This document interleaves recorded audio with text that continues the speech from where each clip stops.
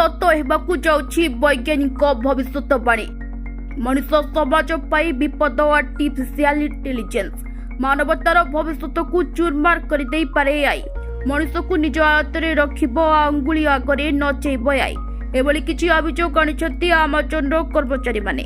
एमाने हेउछन्ति सेही कर्मचारी जो माने प्रतिदिन एआई सिस्टम को परिचालना करथान्ते, किंतु सेही कर्मचारी मानक एभली अभियोग टेक्नोलोजी दुनिया रे चहल पकाइछि।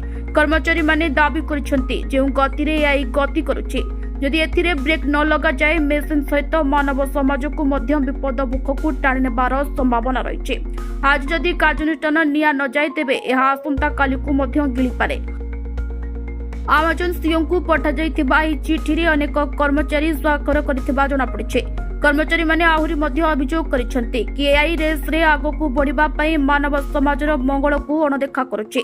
कर्मचारी मानक विश्वास एआई रो लक्ष्य मनुष्य को अधिक समय सुरक्षा एवं सृजनशील स्वाधीनता देवा उचित।